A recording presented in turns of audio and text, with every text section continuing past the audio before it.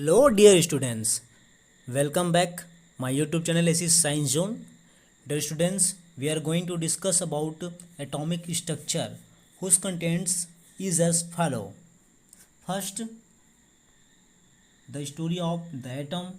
Second, Dalton's law of multiple proportional. Third, is atom indivisible. Fourth, Goldstein and canal rays.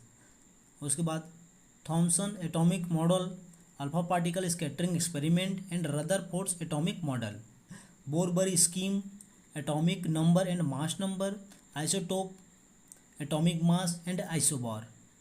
Next dear students, ये all contents के बारे में discuss करने से पहले मैं एटम के बारे में कुछ बताना चाहता हूँ. फर्स्ट दिया है atom is a very small particles. मतलब एटम क्या होता है, बहुत ही स्मॉल पार्टिकल्स होता है. और बोला गया है कि एवरीथिंग मेड ऑफ एटम, जितने भी जो थिंग्स जो रहते हैं वो किसका बना रहता है, एटम का बना होता है. और बोला गया है एटम इज़ इंडिविजुअल. ठीक है, और एटम के बारे में बोला जाता है कि एटम क्या है, एक प्रकार का इंडिविजुअल है जिसको डिवाइड नहीं किया जा सकता. उसके बाद बोला गया है atom is a smallest particles, है ना. तो एटम क्या होता है, बहुत ही छोटा पार्टिकल्स होता है. तो इन्हीं सब चीज़ों के बारे में, है ना, बहुत सारे जो साइंटिस्ट थे उन्होंने अपना अपना मत रखा गया है. तो उसी में सबसे पहले देखते हैं हम लोग the story of the atom. ठीक है, तो स्टोरी ऑफ द एटम में देखते हैं. First the story of the atom में आता है फर्स्ट नेम महर्षि कनद, जो इंडियन क्या आते हैं फिलोसोफर हैं. तो उन्होंने बताया था कि महर्षि कनद postulated that if we go on dividing matter we shall get smaller and smaller particle. Ultimately a time will come when further division will not be possible and we will get the smallest particle which would be indivisible. महर्षि कनद ने बताया कि अगर हम कोई भी जो matter जो रहता है उसको अगर हम डिवाइड करें, है ना, तो अगर डिवाइड करते करते जाते हैं तो बहुत ही स्मॉलेस्ट पार्टिकल्स में क्या करते हैं, उसको डिवाइड करते हैं. तो एक समय ऐसा आता है कि वो डिवाइड होना बंद हो जाता है ना. तो मतलब उसको बोला गया कि एटम इज़ एन इंडिविजुअल, है ना. तो बोला कि और एक समय ऐसा आता है जब हम लगातार किसी एटम को छोटे छोटे पार्ट्स में डिवाइड करते जाते हैं, स्मॉलर पार्टिकल में डिवाइड करते जाते हैं, तो एक समय ऐसा आता है कि वो डिवाइड होना बंद हो जाता है. तो बोलते हैं we will get smallest particle which would be indivisible. तो हम बोल सकते हैं कि वह सबसे छोटा रूप है जो डिवाइड नहीं हो सकता. अब उसके बाद सेकंड नेम आता है Leucippus and his student Democritus. ठीक है, Leucippus and his student Democritus, उन्होंने बताया if we go on dividing matter and believe that a stage would come when particle of 10 could not be divided further. Democritus called this divisible particles atom, meaning those that cannot be split. He also said that the entire universe is made of atom. जो इसके बाद बोला गया है कि कौन, लुसिफस and his student Democritus, है ना. उन्होंने बताया कि अगर कोई भी जो पार्टिकल्स होते हैं फिर मैटर्स जो होते हैं, अगर उसको छोटे छोटे पार्टिकल्स में उसको डिवाइड करते जाते हैं, है ना, तो एक स्थिति ऐसी आती है कि उसको और भी जो स्मॉलेस्ट पार्टिकल या फिर उसको और स्मॉलर पार्टिकल्स में डिवाइड नहीं किया जा सकता. तो डेमोक्रेटस ने उसको क्या बोला, एटम्स बोला, अर्थात, है ना, जिसको डिवाइड नहीं किया जा सकता. और जो पूरा जो वर्ल्ड है ना, जो आपको बोला गया इसमें कि जो इंटायर जो यूनिवर्स है इज़ मेड ऑफ एटम, मतलब पूरा हमारा जो विश्व है वो किससे बना हुआ है, आपका एटम से बना हुआ है. उसके बाद थर्ड नंबर आता है इपिकर्स, है ना. थर्ड नंबर आपका किसका आता है, इपिकर्स ने बताया Ethan इपिकर्स wrote in his book that all things around us are made of atom, है ना.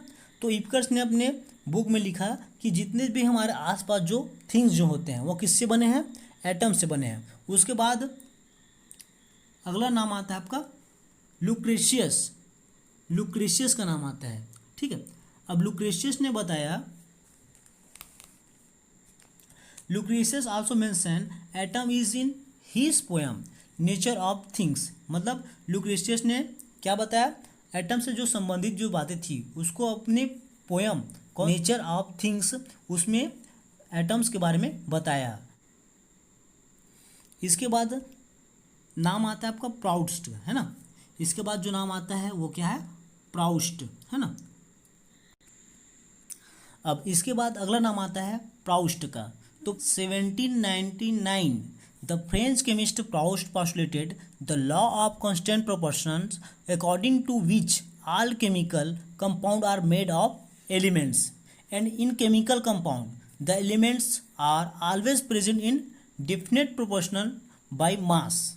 ईयर 1799 में प्राउस्ट ने बताया कि लॉ ऑफ कांस्टेंट प्रोपोर्शनल, है ना, इसके अकॉर्डिंग बताया कि जितने भी जो केमिकल कंपाउंड होते हैं वो किससे बना होता है, एलिमेंट्स का बना होता है। केमिकल जो कंपाउंड जो होता है उसमें मास के अकॉर्डिंग जो एलिमेंट जो होता है उनका रेशियो क्या रहता है, सदा स्थिर या फिर निश्चित होता है ना।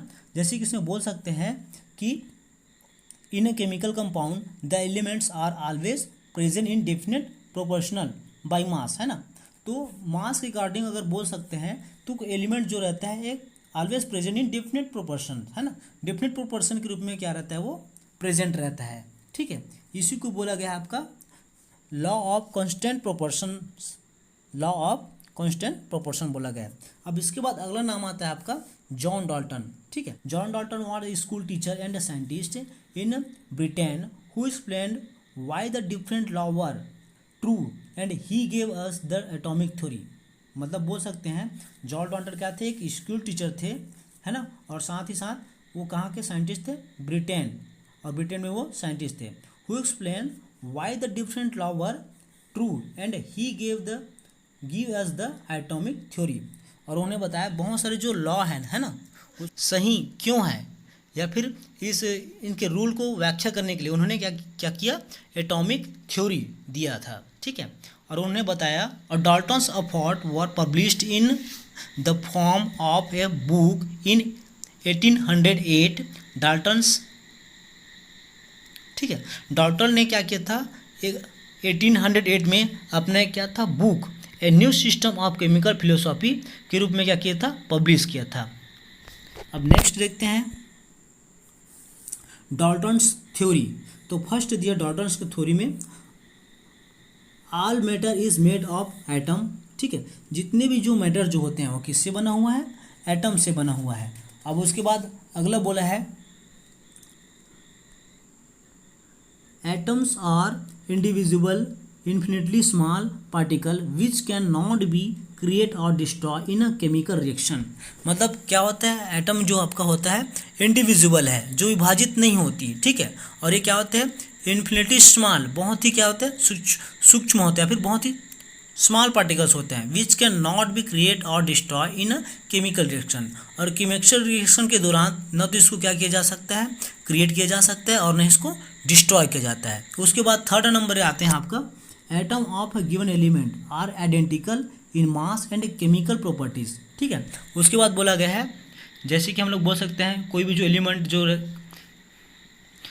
के जो एटम्स होते हैं, है ना, एटम्स का जो मास होता है वो और उसका केमिकल प्रॉपर्टीज क्या होती है, समान होते हैं। Atoms of given element are identical in mass and chemical properties. Atom of different element have different mass and chemical properties.